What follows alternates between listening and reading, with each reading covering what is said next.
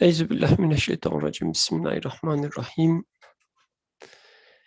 Rabbi şrah li sadri ve yessir li emri ve hlul ukdeten min lisani yefkahu kavli. Rabbena la tuzigh qulubana ba'de iz hadaytana ve hab lana min ledunke rahmeten inneke entel vehhab. Allahümme erinel hakka hakkan verzukna ittibahu ve erinel batila batilan verzukna ijtinabahu.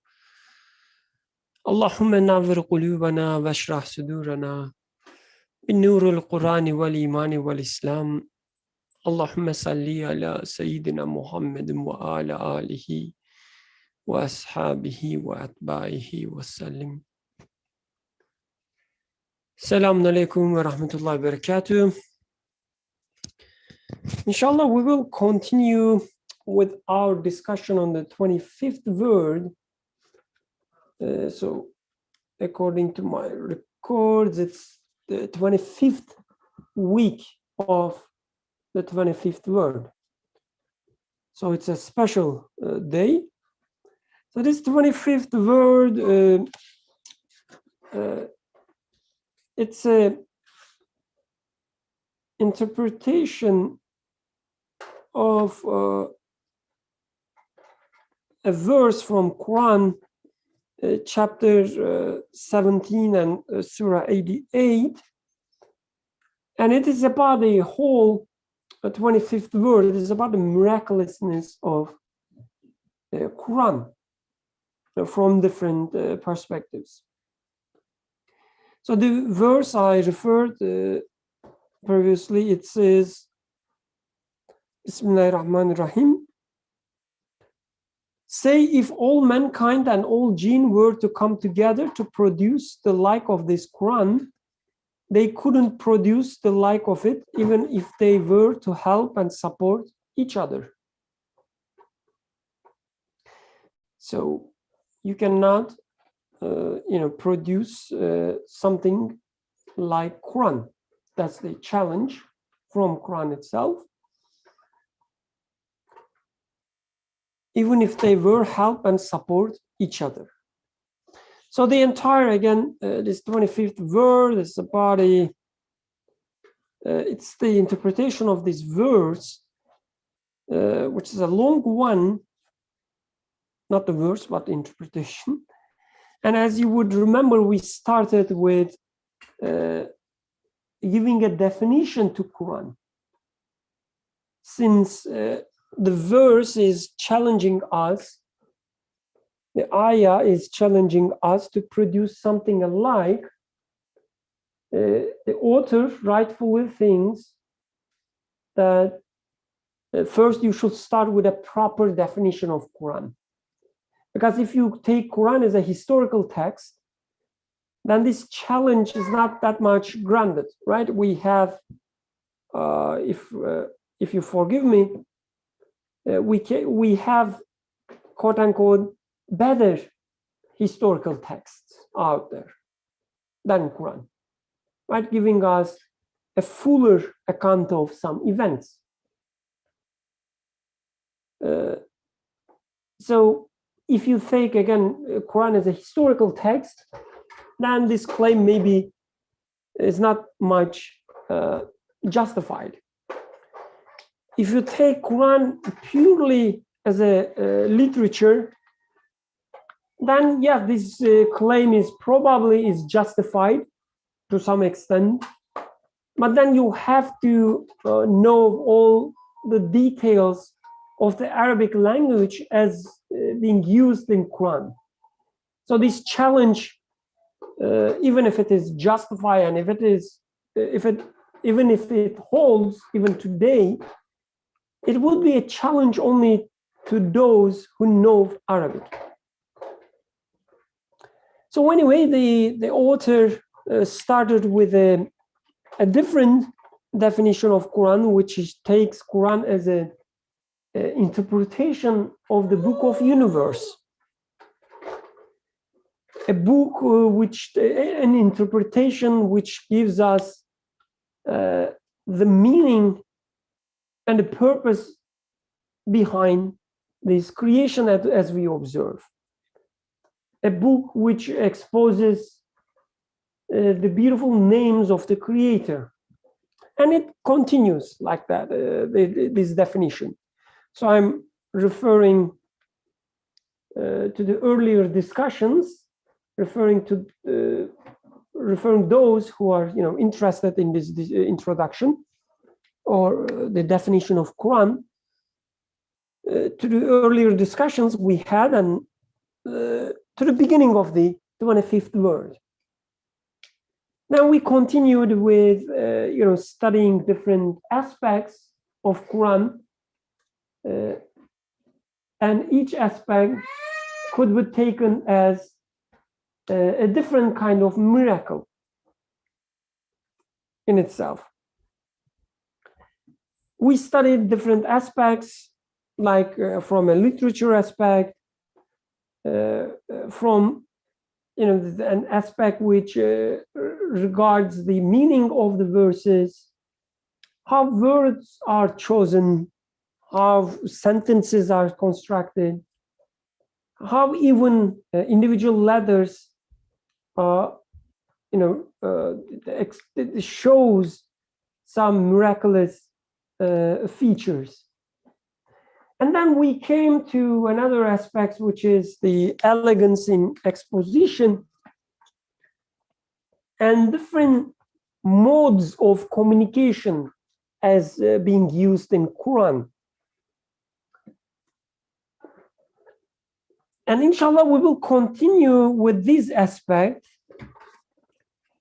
which is, so if you don't mind, I'm trying to find the very beginning of this aspect, which is the 5th point.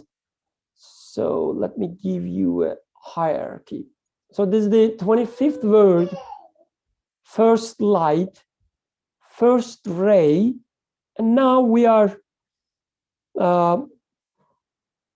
reading from the 5th point of the first ray. Okay, and this 5th point is about the excellence in its manner of exposition, in Quran's manner of exposition. That is the superiority, conciseness, and grandeur. And different categories and levels of speech and address, as being used in Quran, like encouragement and deterring,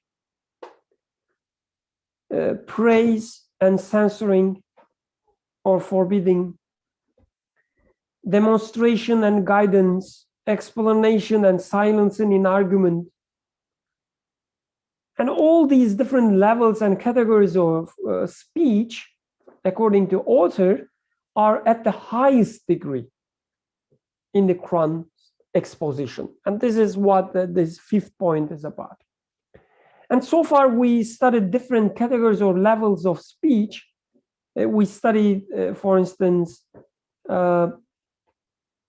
encouragement, how encouragement is used in Quran by studying certain verses. And then we studied how deterring and threatening is used in Quran, how praise is used, the category of censor and restraint we studied through some other verses. And then a category of proof and demonstration. And finally, we came to the point where we studied the category of, sorry, not finally, we studied also the guidance, how guidance is being exemplified in Quran. And then finally, we came to another category level of speech, which is about silencing in argument or making something understood, that leaving no more room for controversy, making it so clear. Okay, that's the category of the speech we studying now. I guess last 2 weeks we studied different verses in this category. Now we will, inshallah, study another example, which starts here, saying here is a second example. Okay, this will be a few verses, ayahs, that we will read, and then author will study them almost one by one. Of course, we cannot feel the entire set of ayahs that we will read today in today's discussion. Probably we will continue next week, or maybe even week after. So let's start. I talked already too much. If you have any comments, questions, the parts that you didn't get, didn't understand, or simply disagree, I will be happy to hear before we start reading this new set of examples. Okay, if not, I will ask a volunteer to read verses, only verses, for us. And then, inshallah, I will continue. I can read them, inshallah. Jazakallah khairan. So are you reading from a book or website, or are you looking from the screen that I share? I was looking at the screen, but if it's difficult, I can open it up elsewhere as well. No, not at all. Like I just wanted to know, because the verses will continue on the next page as well. So once you finish here, I will go to the next page. So that's the only reason I asked. Yeah. Okay, let's start, inshallah. Jazakallah. Bismillahirrahmanirrahim. Exhort then, O Prophet, for by your sustainer''s grace, you are neither a soothsayer nor a madman. Or do they say, a poet? Let us wait and see what time will do. Say, wait then, I too shall wait with you. Is it that their faculties of understanding urge them to do this? Or are they but a people transgressing all bounds? Or do they say, he fabricated this message? Nay, they do not believe. Let them then produce a recital like unto it. If they speak the truth, or were they created of nothing, or were they themselves the creators? Or did they create the heavens and the earth? Nay, they have no firm belief.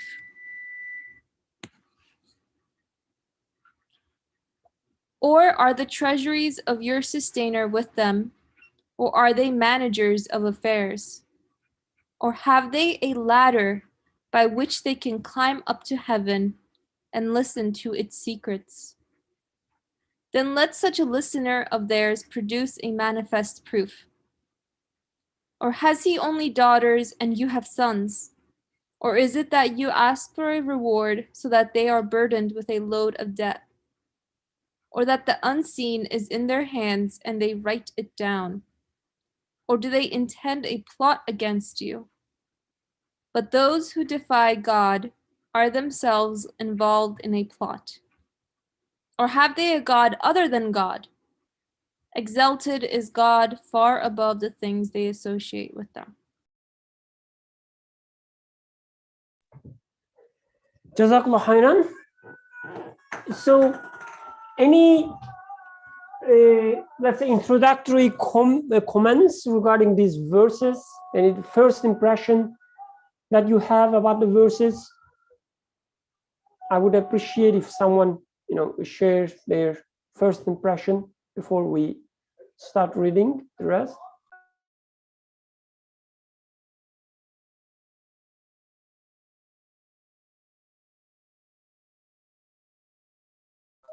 Okay, no impression. It seems everybody who was listening with a dull mind, like without any intention.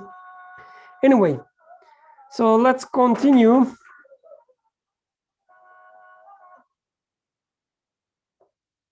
Here we shall explain only one of the thousands of truths of these verses as a further example of the category of silencing in argument.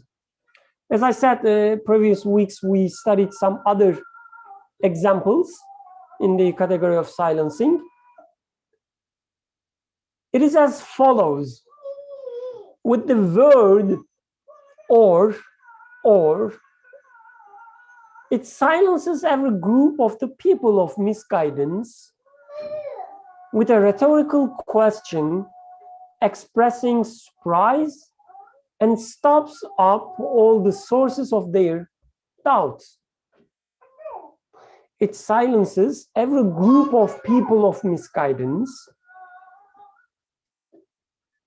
with a rhetorical question expressing surprise and stops up all the sources of their doubts. So what I understand from that, each sentence which starts with or represents a different type of misguidance, or represent different type of, let's say, the ideology, which can lead people to misguidance. And these verses are silencing all of them. That's what I understand. If you have any other understanding, please go ahead and share with us. It leaves no satanic chink through which doubts might enter and hide themselves. It closes them all. It leaves no veil of misguidance under which they might creep and lurk. It rends all of them. It leaves not one of their lies. It crushes them. In each sentence, it either demolishes the essence of the blasphemous ideas of one group with a short phrase, or since the falsity is obvious, it exposes it by silence, or since it is refuted in detail in other verses, it here alludes to it briefly. That's part really interesting. For example, the first sentence alludes to the verse, and we have not instructed him poetry, nor is it meet for him. This is Surah 36, ayah 69. While the 15th sentence points to the verse, were there gods other than God in the heavens and the earth, there surely would have been confusion in both. This is Surah 21 and ayah 22. You can make further examples from the other sentences like these. So we will start studying, the individual verses, but before that, any comment regarding the first paragraph that we read, in addition to the verse that we read?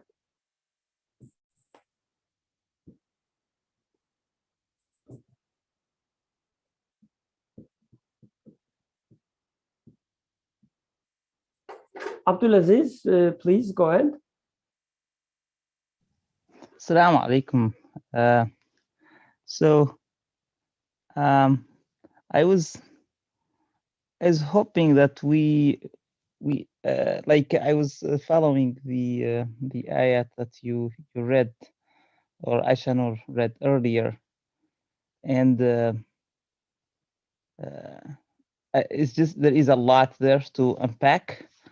So especially for me, like the first couple ones, until I'm looking at the Arabic version, by the way, until فليأتوا بحديث مثله إن كانوا صادقين, which is something in English. Can you please go up maybe a little bit?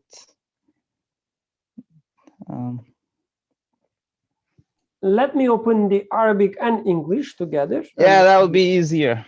Okay. Okay.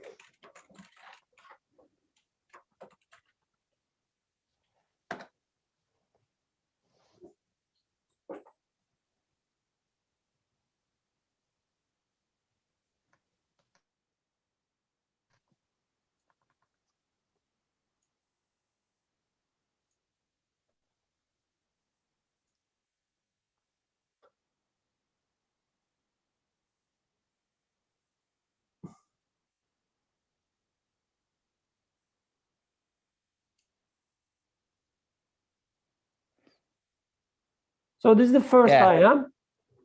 Yeah, so I just had some thought about the first maybe couple ones, about this one, فذكر فما أنت بنعمة ربك بكاهن ولا مجنون. And so following the same kind of challenge that we touched upon, I think, a couple weeks ago, and we continue to discuss, and thinking about if this is addressed to us, and how could we think about it that way. I was wondering if I think of myself about when messengers appear in our life, pain, suffering, or even great things. It is something that we are not imagining, which I'm just reading Arabic as kahin. It is something meant to be, and just waiting for it to pass and die would be, you'd be missing out if you don't.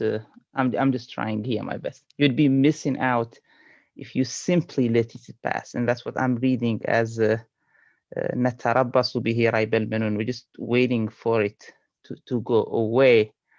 And in any case, I'm just trying to link it to us, and the best I could see is that events happen in our life which are a form of a messenger that these ayahs are addressing. How could we link ourselves to the first couple ayahs? Because following that is easier for me to read, which is like أم خلقوا من غير شيء. Did they were they created, or are they the creators? Did they create the heavens and earth? That's very solid and clear to me to read. But the first couple ones, I'm just basically doing my best and hoping that others try with me to unpack these ayahs. Assalamu alaikum. Wa alaikum assalam and jazakallah khairan. So yeah, that's a great question, a question with great importance. How we can take these ayahs and apply them to ourselves. We can definitely take these ayahs simply as Quran challenging some false ideas and proponent of these ideas, of these lies, and exposing their, the lies, which will be a truth, at least to me, that these ayahs definitely have this meaning in them,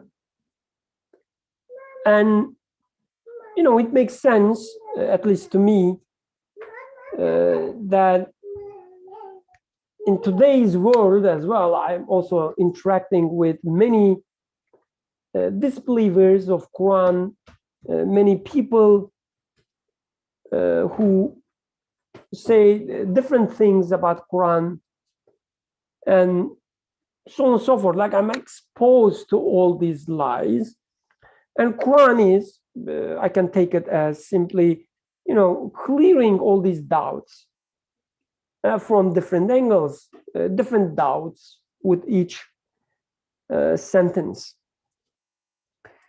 Of course, we can take it, I guess, even further and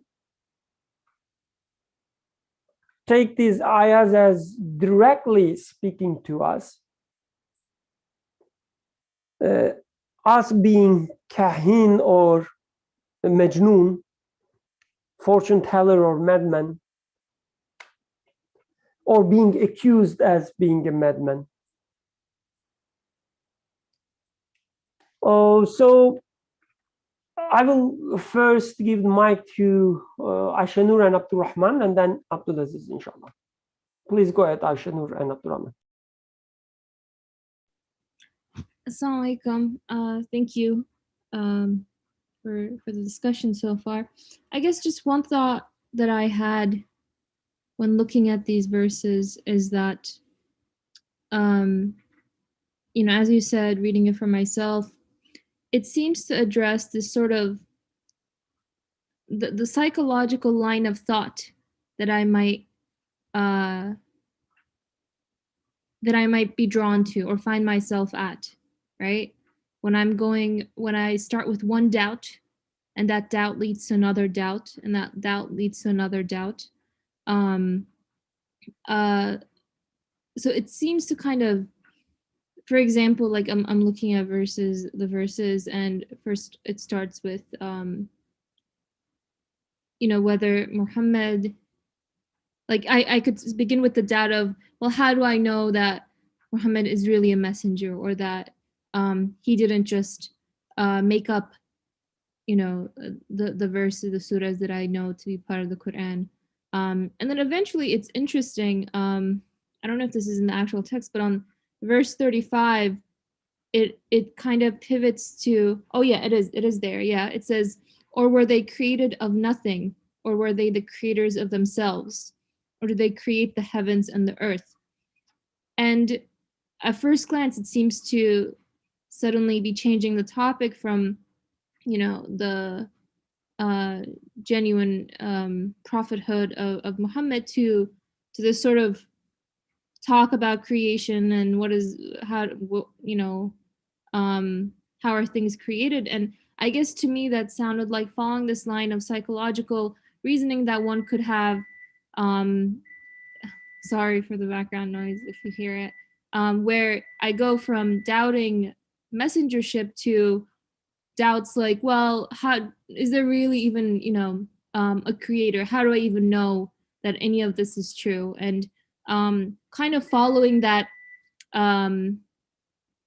that hole that I could fall into deeper and deeper and deeper. Yeah, that was just something that I found interesting, where the topic changes, and that change seems to be reflective of how my own stream of thought might work. Thanks. Jazakallah khairan. So Abdulaziz, I see you lowered your hand. Is it because when I saw it, it was already the previous hand that you raised, or? Yeah, that's an old hand. Okay. Yeah. So is there anything you want to add? Yeah, can you, like, I just was curious about your thoughts about if you go up to ما يقولون شاعر. Yeah. I think you went the other way. Oh, you said other way. So the first. Yeah, okay. Like maybe the second or third ayah from when you started, from كاهن ولا مجنون, which you were reading. Okay, yeah. Okay, the first one, and then okay. Yeah, so yeah, actually the next one. Yeah, so I'm really curious about this one. How would one think about this ayah? And this is an ayah, which means it's really a big deal. It's not something like skipping over it. I don't think it's a good approach.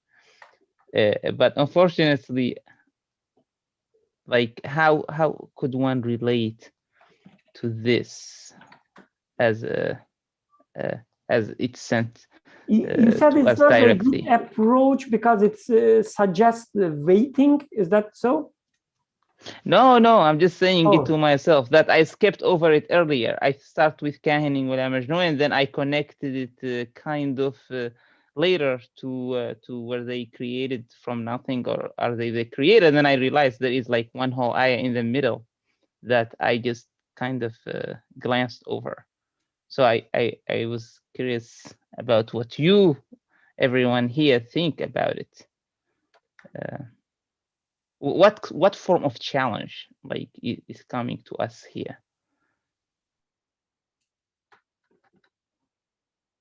Jazakallah khairan. Okay, another great question.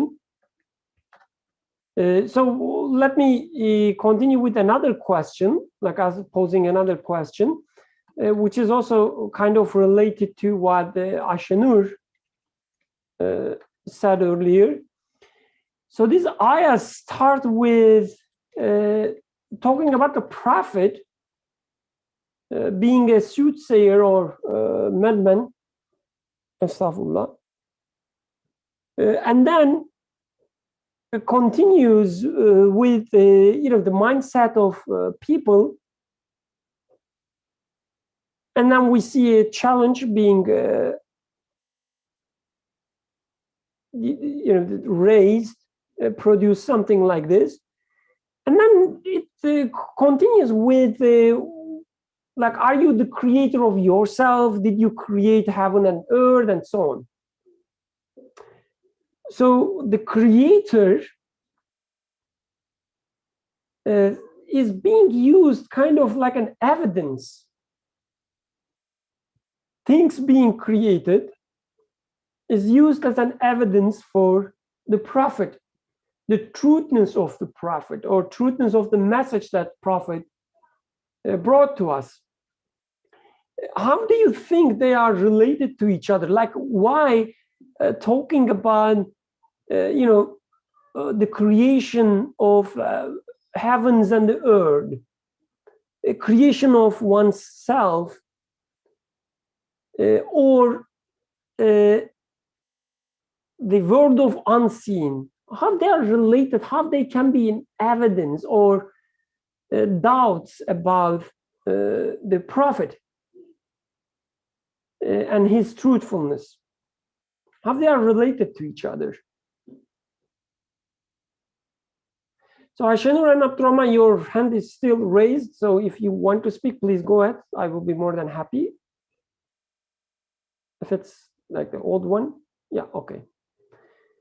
Any thoughts about the question I raised, or Abdulaziz raised?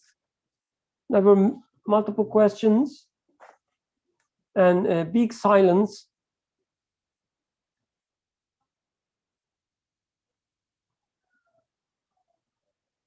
Okay, so Abdulaziz, please go ahead.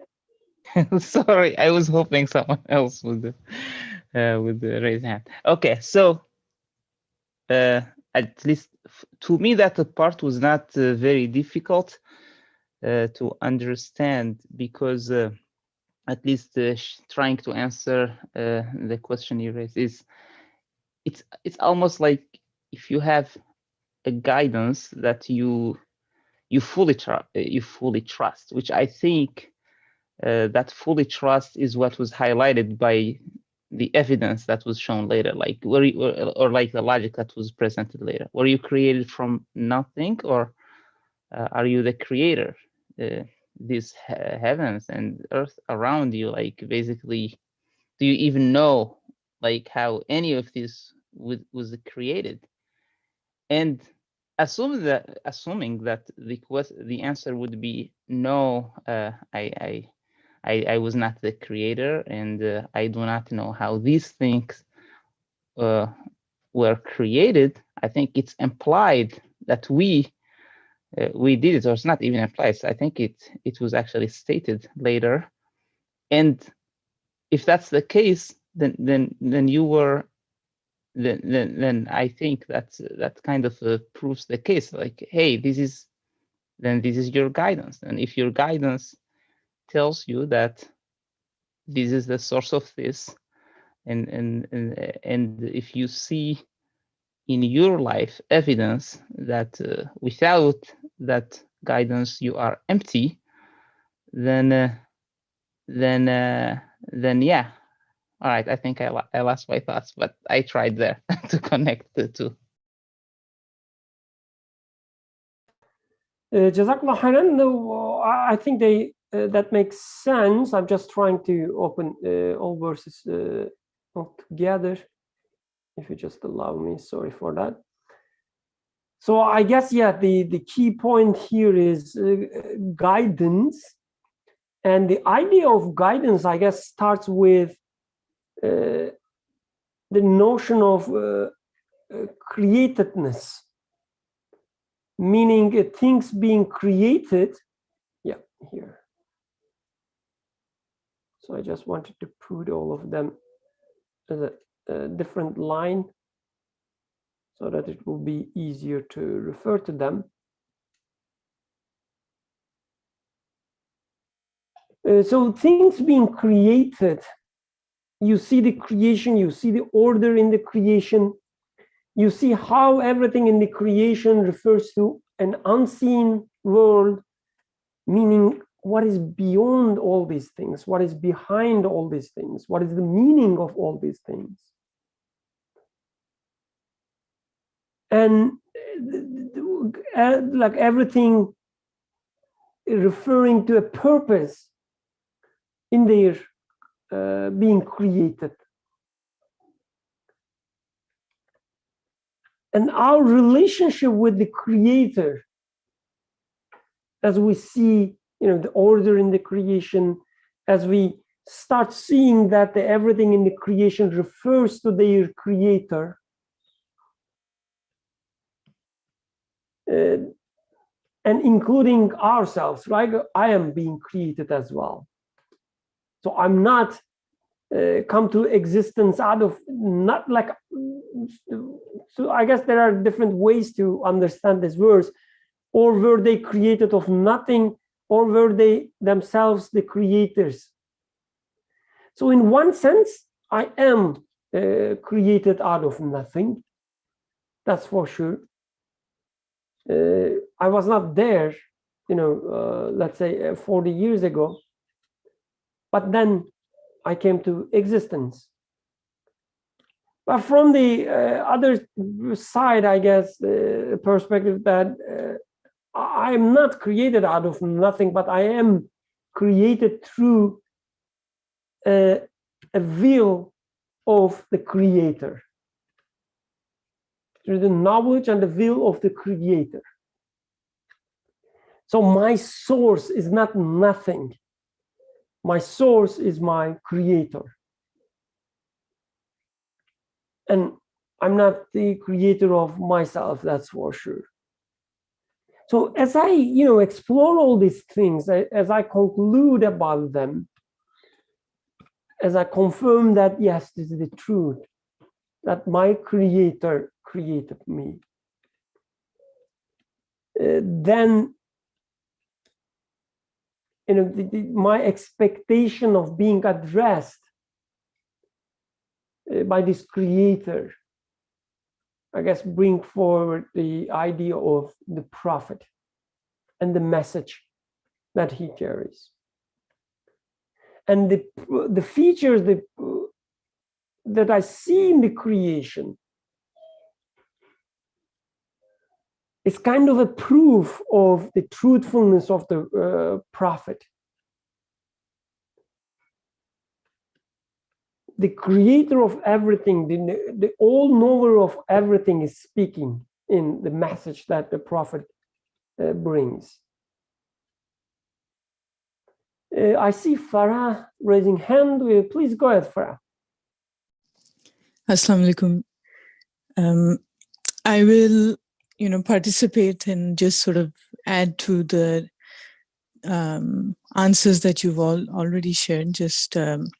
And I apologize if I don't contextualize the question to the many months that you all have been gathering and discussing. So I apologize if it falls out of context at times. But in regards to the question that Brother Birkan put forward around the link between creation and messengership, a way that I am also sort of thinking about is like that, similar to what you said, the idea or the messengership or the mission of the messenger in a way completes one's experience or the human experience. Like it ties it up to a complete, you could say, package or wholeness. And I think about it this way, for example, like I see an orange in front of me, and by seeing it, I have a certain understanding that it's a certain fruit, and then it has a name, and so the word also reinstates and sort of adds to the experience of what it is. And so knowing things not just by what they're telling you, so creation is speaking to us, but to also have it be spoken in terms of language, in the way that human beings experience everything around us. Everything has a name, and and then in order for me to experience the completeness of the orange, I will eat it, and then so it completes my entire experience of that object. And so messengership, I guess, represents to me this complete creation is speaking, but then being also addressed, the same thing being addressed in the form of language and human experience, in which someone communicates that experience and sort of confirms that experience in a way, sort of ties the any sort of loose ends of what one might be experiencing or feeling. And so it sort of removes, or you could say, eliminates any chance of doubt in what it is. If I see an orange and someone tells me it's an orange and I eat it and it tastes like an orange, it is beyond doubt that it is not one. So that's one way that I was thinking of also connecting the idea of messengership, that it completes the human experience. Jazakallah. Jazakallah khairan. That was a beautiful, I don't want to say summary, because that was obviously beyond what we discussed so far. That was beautiful, alhamdulillah. So yeah, the link between messengership and all these the examples given in the other verses, I guess it makes sense, at least to me, in light of Farah's explanations. Although this is a topic of a topic that I love to discuss further, I see that no one else are into. So hence, if this is the case, hence I will continue reading from the text. Jazakallah khairan. Thank you for the comments so far. Let's continue with the text and see how author explains these ayahs.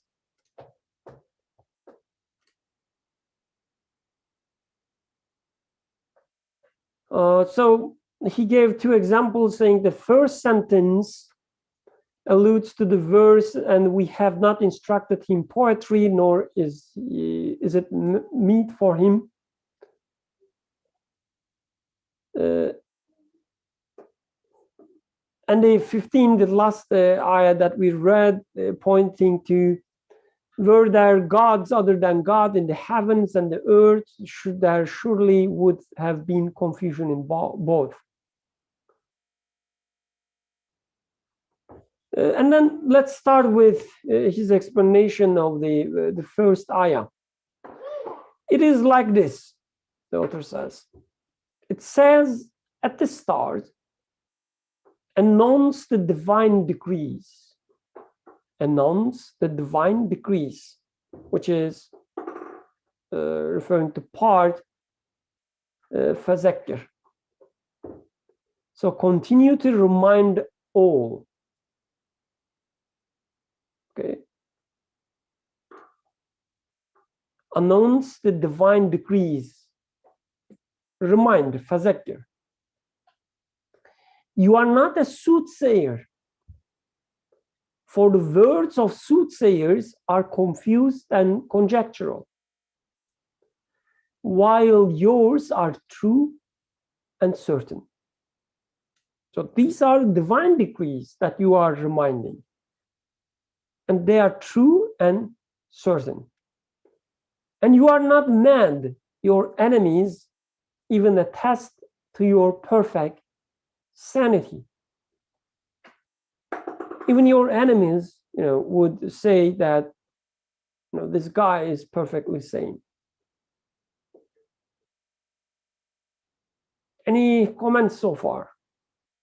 Announce divine decrees, which are true and certain, says author. And the soothsayer that is mentioned here, kahin. Like, what kahins do we know? I've seen a few of them in Center City, like the people who are reading hands, but only from the outside. Like I've seen their signs on their stores. It's a business, right? They have the signs, but I never met with them, and I never call anyone a soothsayer, nor no one called me a soothsayer. So why he's talking about soothsayers? My Creator given guidance in his Quran and talking about soothsayers and saying that Prophet is not a soothsayer. Atik, please go ahead. Well, I don't have a lot to say, but if I thought about, modern day soothsayers, of course there's those fortune tellers, palm readers and stuff, but there's also what I see more often is the astrology. There's a certain group of people that really, I don't know for what purpose, maybe just for fun, or they truly believe it, but they believe in, the astrological signs. And if you're born on this month, they give out like weekly or daily readings of this will happen or that will happen. And I have no idea why people are attracted to these ideas, but it seems on a simpler level, it just shows people's willingness to seek guidance. That they believe that it might be out there somewhere, and even if it's in a star or something like that.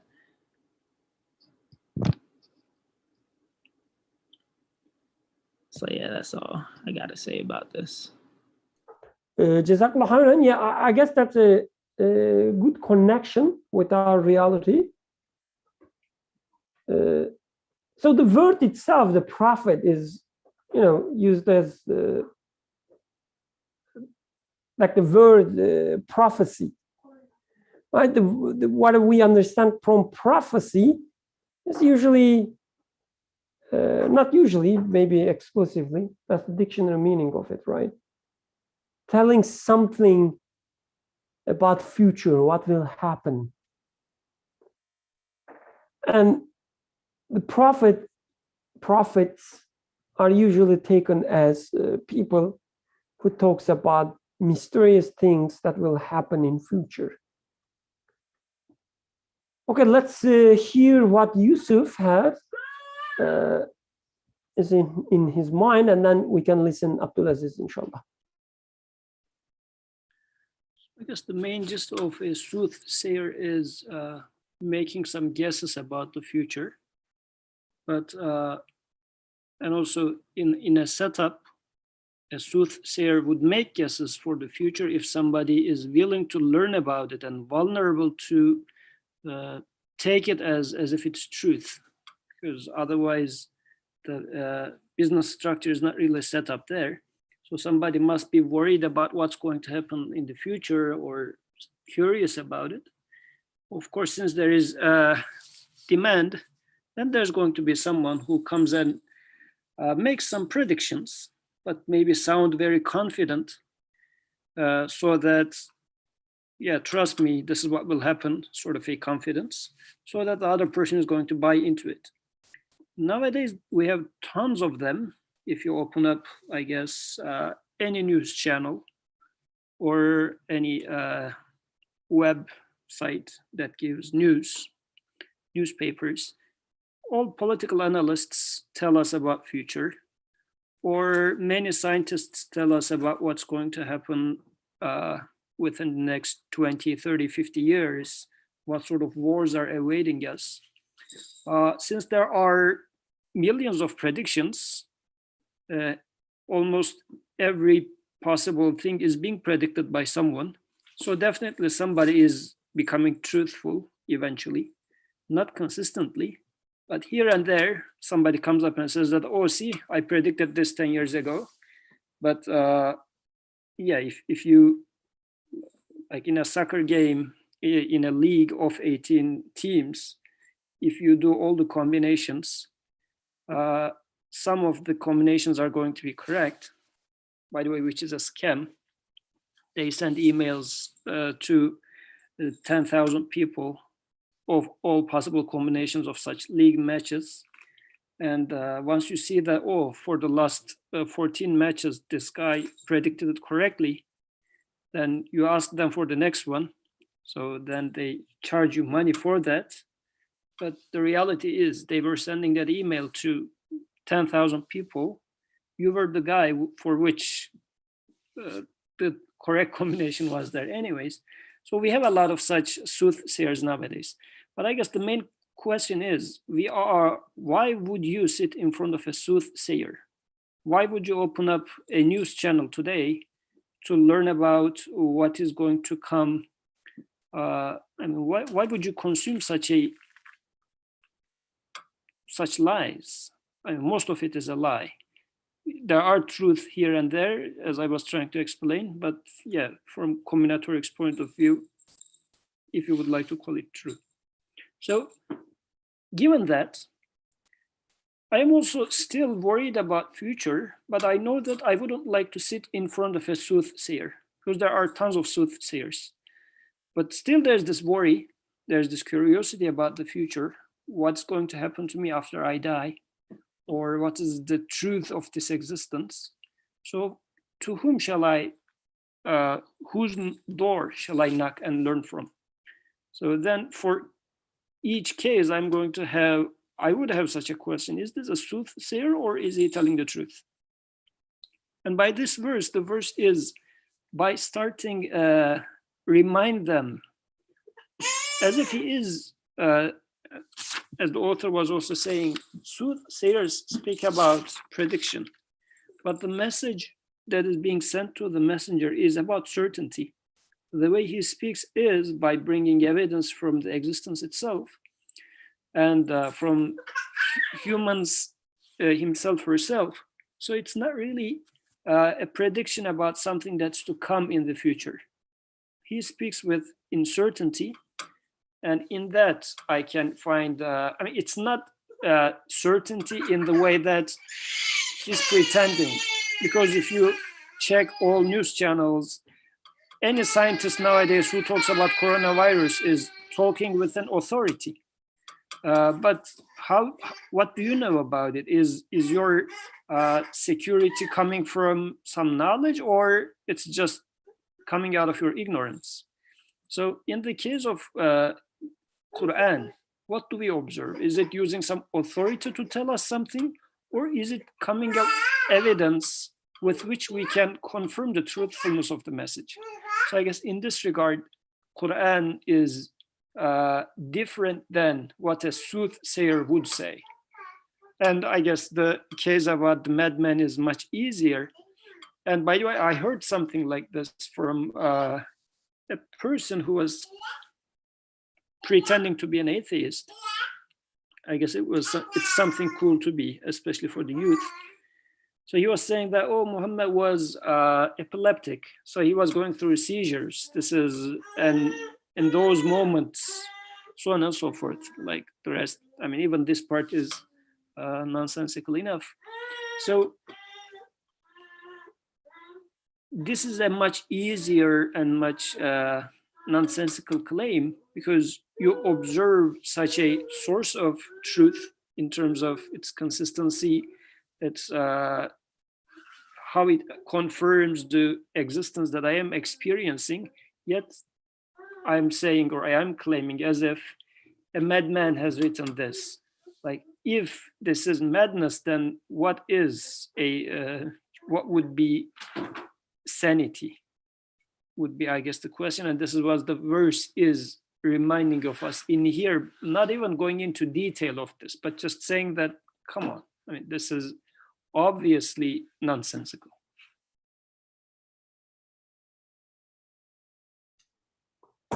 Jazakallah khairan. I guess we can also take this being soothsayer as like giving, this is kind of the thing that we do, like we meaning myself and people like me, as a profession. Like we run some experiments, we collect some data, and based on this data and experiments, we make some predictions about future. And we call it as a scientific method. And even the base, or like a lowest level soothsayer, if has some skills at least, would use the similar approach, and we'll look at the people, make some research, maybe, and then make some predictions. Not exactly, of course, the same approach, but so making predictions about future, or making predictions about things around us, and call it as a valuable, the information most of the time it is. But Quran here comes with a different definition for itself. And I'm taking, prophet here and the message kind of synonym, at least within this context, because it's saying that, what you tell about them, the divine decree is not like being a soothsayer, but it is true and certain. So Quran says the message prophet brings, it's not about predictions. It's not about some ideas based on data or not. It's not about ideas. It's not about certain, let's say, the explanation of a person. What I'm telling you, prophet says, or Quran says, what your prophet is telling you is not an idea of the guy himself, but rather it's an explanation of the current moment, which is true and certain, meaning it is not a prediction, it's something that you can see. It is as certain as that you have, or let's say in my case, that I have 5 fingers. My having a 5 finger is not a prediction. It's not a story that is fabricated, but it's a certain truth that I can check and confirm. There's a certainty in it. So as if Quran here is saying that even the verses, the ayahs that talk about the past events or future events, or some events which are related to other people, at least from a superficial reading, all these ayahs, actually the ayahs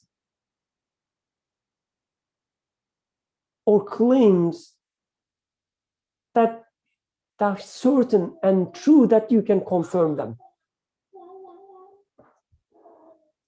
Because when it comes to soothsayers, that you have to wait and see whether they are true or not.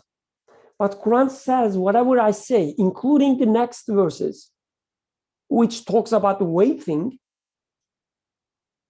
even this verse, according to Quran, such a big challenge, like it's even challenging its own, the verses is like it's all the first read of its own verses. It says, okay, if you read this verse, let us wait and see what time will do. You will read these and you will take it as a prophecy, as soothsaying. But do you know what? It is true and certain that you can confirm, even this verse. So it's really interesting. Oh, Abdulaziz, you were raising your hand, so I'm eager to hear you. Please go ahead, if you are available still. Yeah, I think you guys covered everything. Basically, in 2 sentences, I think that once you start to, the only idea I have in addition to this, if you start to think that when you take a step as you're walking, the next step will follow, or then you are actually a kahin, you are a soothsayer. Once you start to think, oh, I'm just good at math, or I don't have sleeping problems. I think once you start to attribute these kind of features to yourself, good or bad, then you get trapped into being a kahin, soothsayer. Assalamu alaikum. Wa alaikum assalam. Okay, let's continue. If there are no further comments. So as far as I understand, the Quran like opens up the scene in which, like, starting with a kind of definition of itself, saying that, okay, what you're going to hear is not a product of a soothsayer. It's something about that you are experiencing right now. It's something that you can confirm, you can touch. It's something certain for you. Okay, this is what I'm telling you, Quran says. And by doing so, it silences all these doubts about, Quran being about what will happen in future. Or Quran is about, talking about things that we cannot confirm, that you have to believe. Just like you have to believe to a soothsayer, that you have to put your faith in it. You have to have a blind faith, a leap of faith. It's silencing all these claims, all these doubts. It says, no. Quran is about certainty. Quran is about truthfulness. It's about truth. Let's continue. Or do they say a poet? Like, you are not soothsayer, you are not madman, nor you are a poet. Or do they say poet? Let us wait and see what time will do.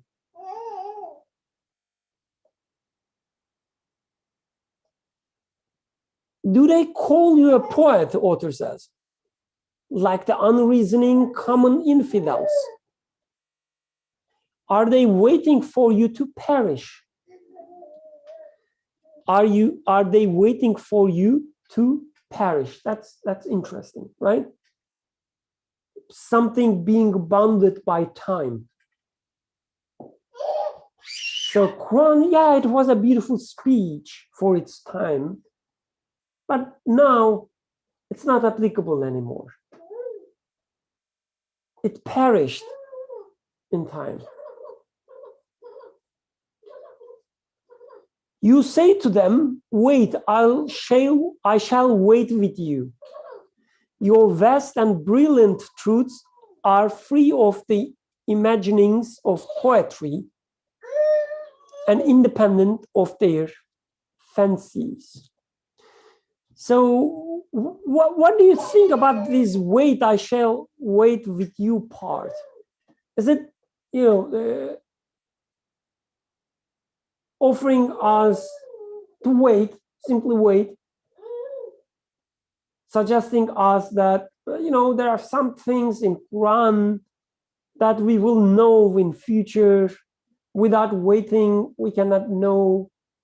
Is it about that? Or, like, to me, author is making another kind of connection, another kind of explanation here. Atik, let's listen to you, inshallah. To me, the waiting here, or it relates to the people who may have called or do call the prophet a poet. It relates to that in the way that a lot of, in terms of like literature, or it's often tied to a movement or some sort of historical this and that, like, there are periods in history where poetry was this way and the topics were this, that, and this. And then there's like Shakespeare, and then there's like all these types of movements.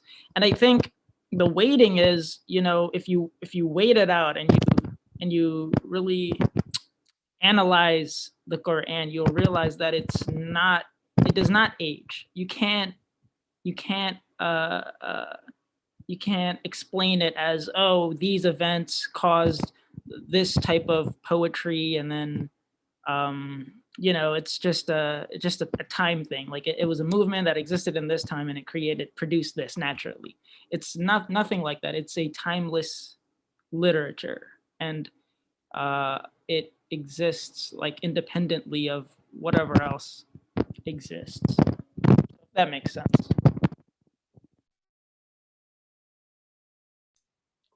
To me, it makes perfect sense. Let's see what others think.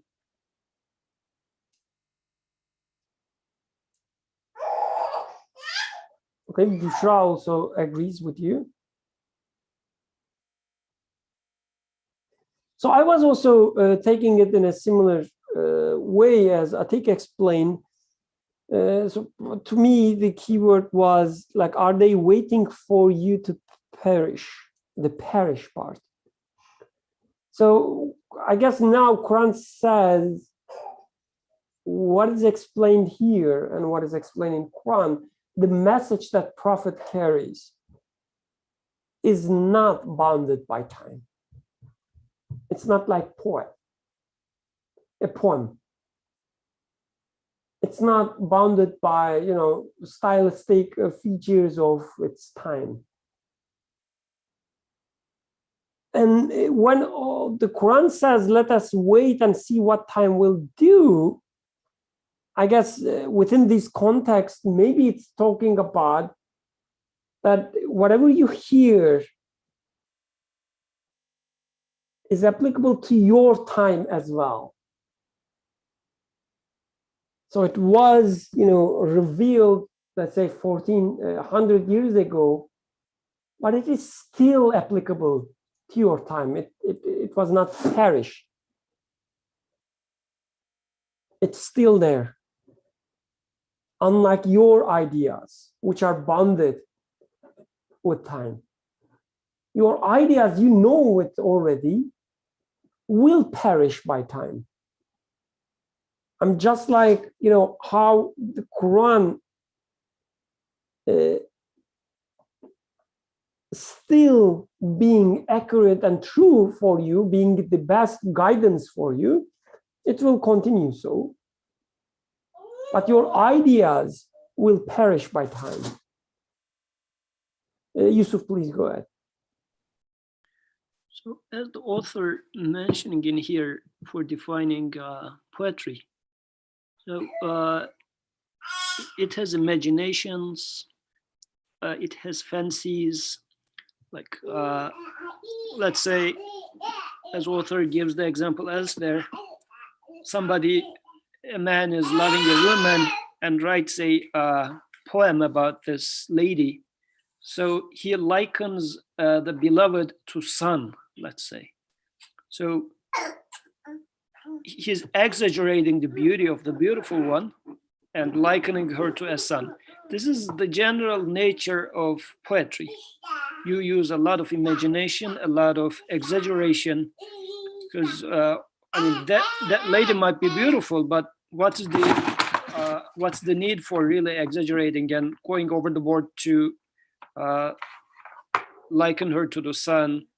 So, and those people are saying that we know what poetry is, and yeah, people exaggerate, people say, and you hear it, it makes you feel good for 5-10 minutes, or if it's a poem about war and like being a hero, you get excited, but that's it.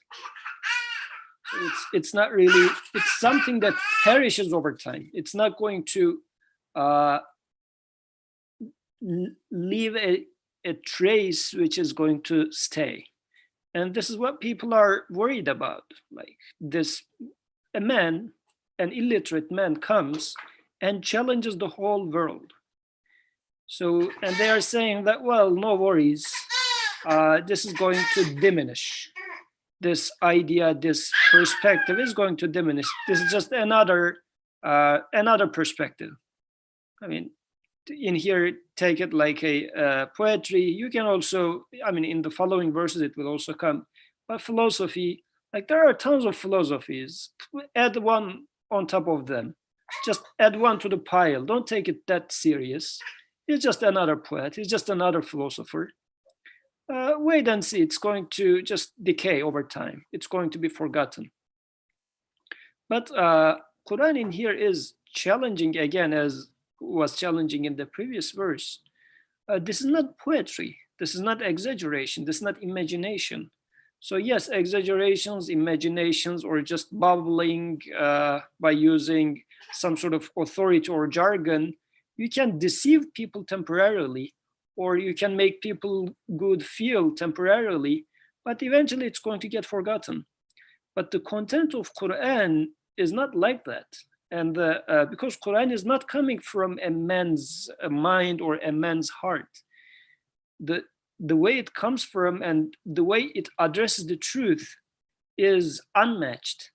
This is why it says, do you think it's going to decay over time? Oh yeah, if you would like to wait and see. They say, we will wait and see that it decays. And he says, you would like to put it into a test of time? Yeah, definitely. This is what you should do. This is the thing that will, maybe the only thing that will pass the test of time, because it is the message that it contains is beyond space and time.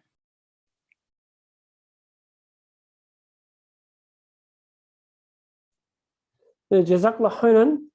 So here time then is used as, again, something that we experience. We do experience that the things being perished by time. And my youth is being perished by time. My mind, my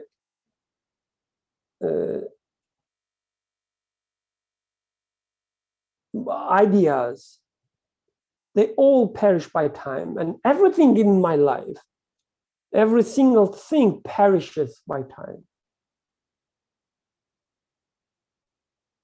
Hence, I need something beyond time. I need a guidance which will not perish with my moments. Every single moment I myself perish. and I need guidance which goes beyond that. Another comments, or we can continue.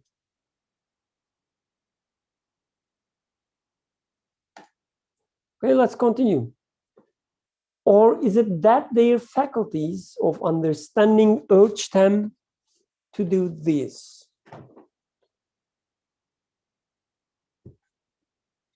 Is it that their faculties of understanding urge them to do this? Or like unreasoning philosophers who rely on their reasons,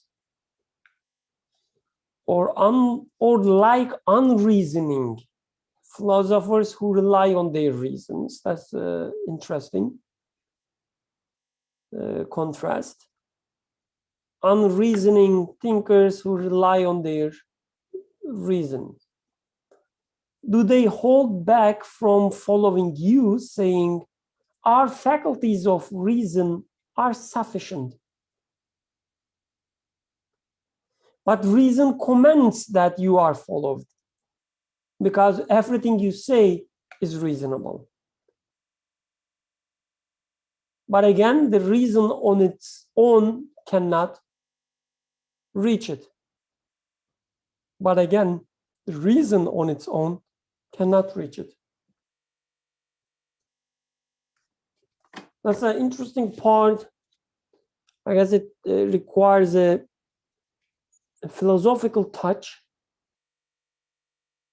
So hopefully we have some philosophers among us and can help us understand this part. So that's another doubt that Quran is silencing, right? The doubt is, my mind is enough for me, like my reasoning is enough for me for guidance. I don't need any prophet, I don't need any revelation, any message. My reason is enough, reasoning is enough.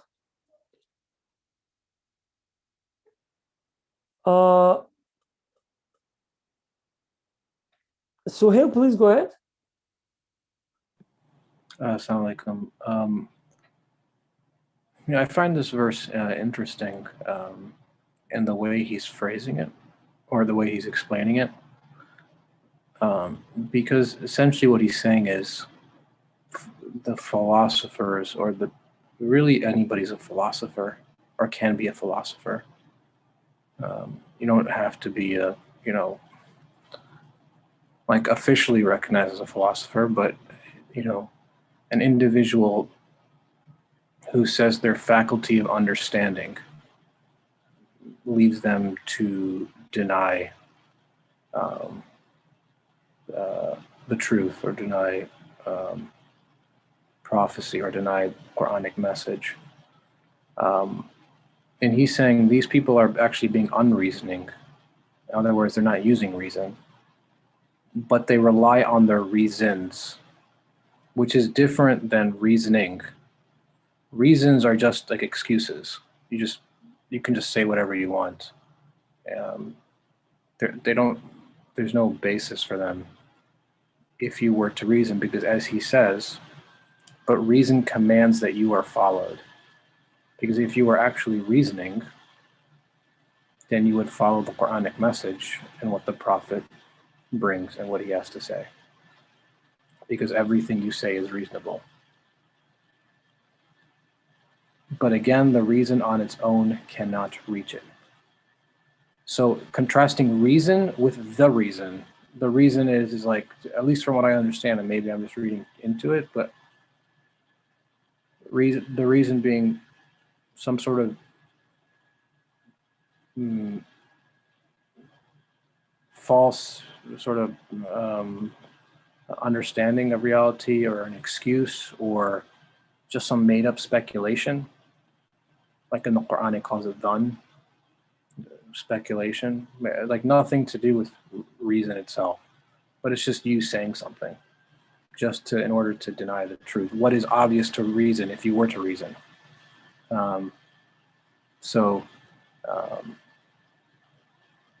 That's what I took away from it. Essentially, he's saying these philosophers, or just people in general who deny it, are not actually reasoning. They say they are, but they're just making up reasons to not reason.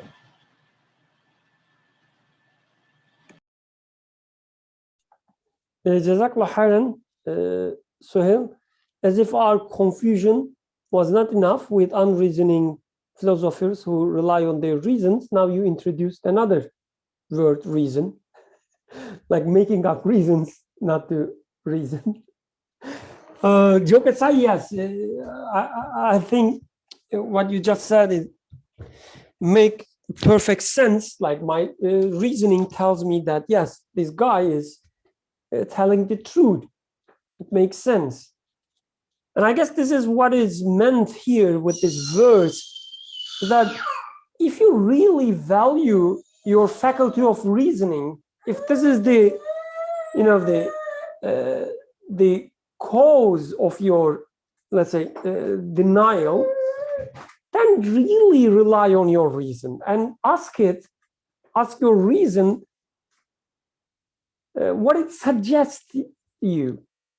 When you look at this creation, when you see this order in the creation, when you realize that everything in the creation speaks to you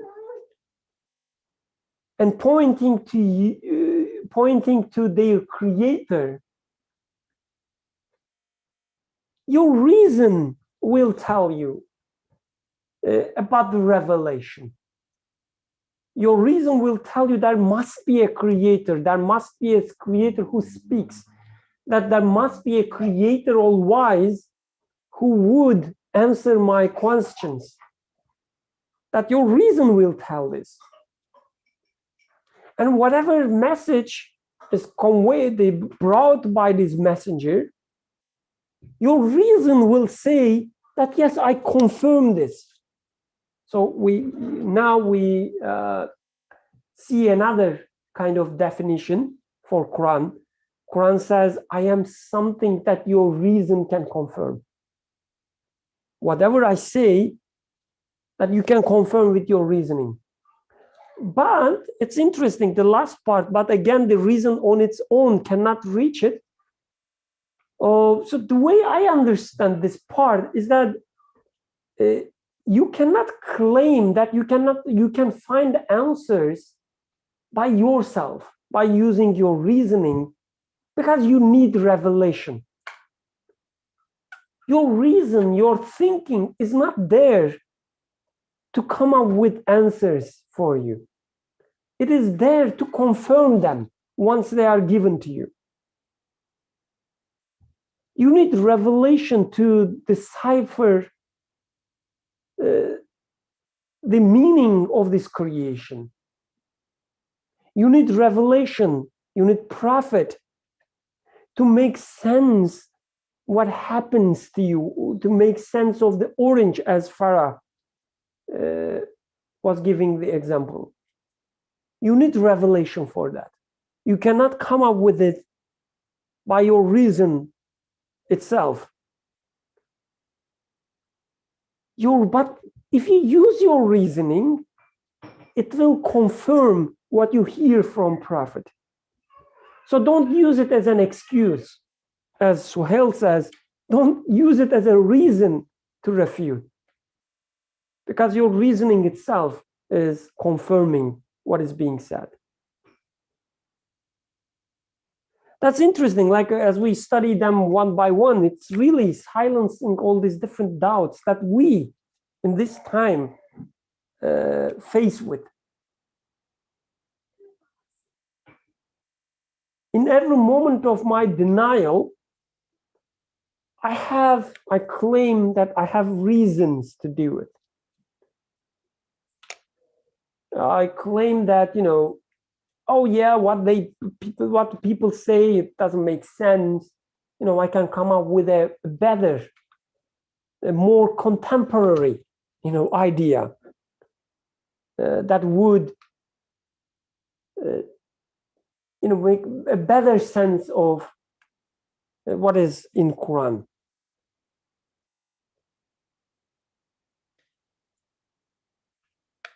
If there are no other comments, questions, concluding remarks, we can stop here. And next week, inshallah, we can continue with transgressing all bounds. Hopefully, Yusuf will be our moderator, who is the best example of transgressing some bounds. Of course, joking. Okay, I'm still waiting for final comments. There were comments written in the text. Ayşenur was making a comment. Oh, I haven't seen it, sorry. Like between some jokes, it was, yeah, lost, sorry. Ayşenur and Abdurrahman says, probably together, they say, philosophers cannot be prophets. Philosophers cannot be prophets. So I guess these deserve to be unpacked. So if you don't mind, I will, give them right to speak for a few more minutes, if they, of course, willing to. Yeah, I don't want to elongate the time, and as you said, it's a lot to unpack, but just, I guess, briefly that philosophical reasoning or intellect or reason, whatever you want to say, cannot reach the same prophetic content, cannot reach prophetic content. Prophetic content isn't just a uber philosopher, some philosopher that reached a certain degree of understanding, because then that makes revelation unnecessary, and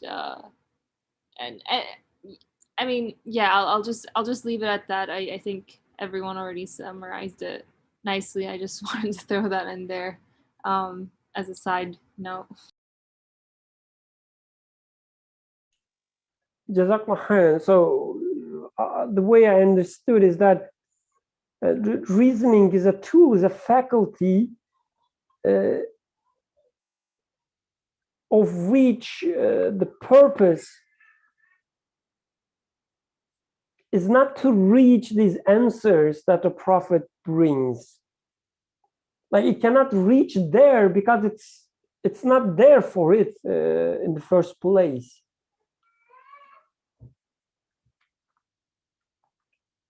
I think let's conclude with you, inshallah. Yeah, I'm sorry to hold y'all for a minute longer, but I just wanted to share something.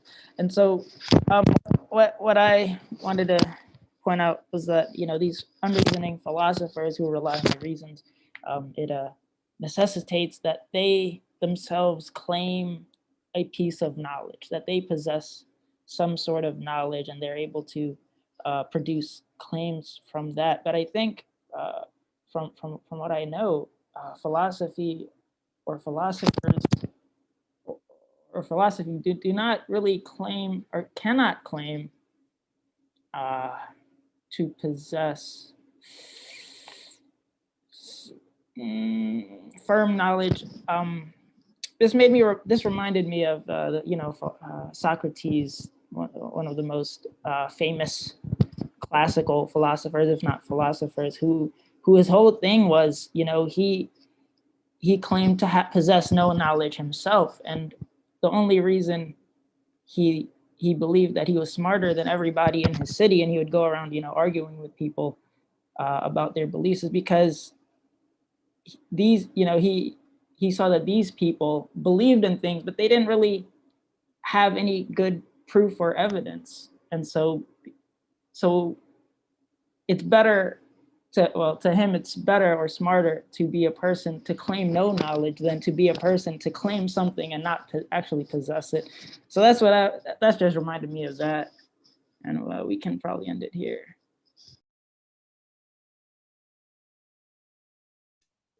Oh, Jazakallah khairan. So I would just say,